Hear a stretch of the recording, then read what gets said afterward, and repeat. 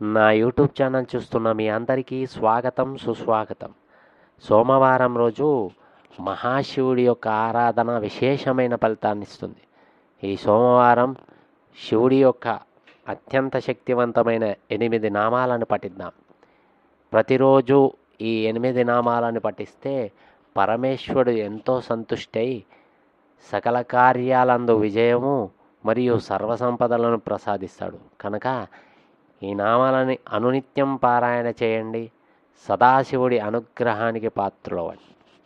ఈ నామాలను సోమవారం రోజు శివాలయంలో శివలింగానికి తేనెతో కలిపిన నీటిని లింగానికి అర్పిస్తూ ఈ 8 నామాలను పఠించిన వారికి విశేషమైన ఫలితం కలుగుతుంది.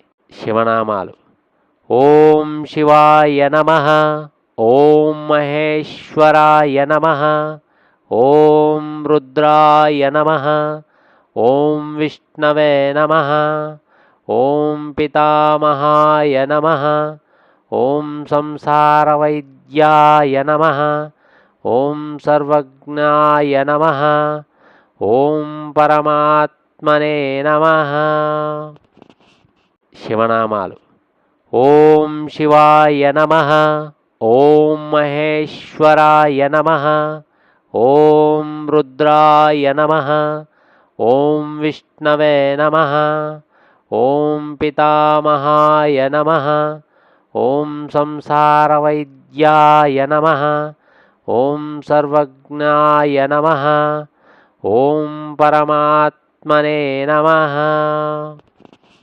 శివనామాలు: ఓం శివాయ నమః, ఓం మహేశ్వరాయ నమః, ఓం రుద్రాయ నమః, ఓం విష్ణవే నమః, ఓం పితామహాయ నమః, ఓం సంసారవైద్యాయ నమః, ఓం సర్వజ్ఞాయ నమః, ఓం పరమాత్మనే నమః.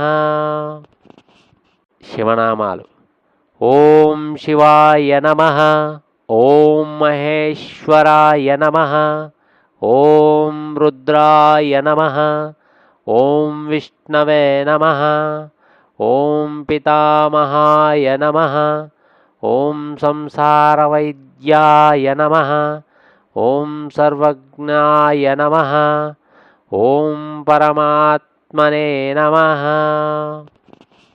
శివనామాలు: ఓం శివాయ నమః, ఓం మహేశ్వరాయ నమః, ఓం రుద్రాయ నమః, ఓం విష్ణవే నమః, ఓం పితామహాయ నమః, ఓం సంసారవైద్యాయ నమః, ఓం సర్వజ్ఞాయ నమః, ఓం పరమాత్మనే నమః.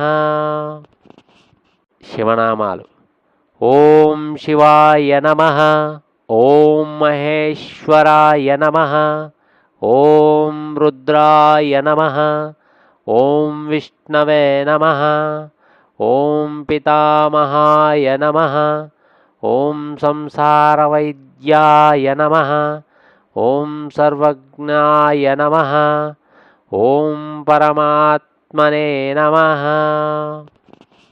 శివనామాలు: ఓం శివాయ నమః, ఓం మహేశ్వరాయ నమః, ఓం రుద్రాయ నమః, ఓం విష్ణవే నమః, ఓం పితామహాయ నమః, ఓం సంసారవైద్యాయ నమః, ఓం సర్వజ్ఞాయ నమః, ఓం పరమాత్మనే నమః.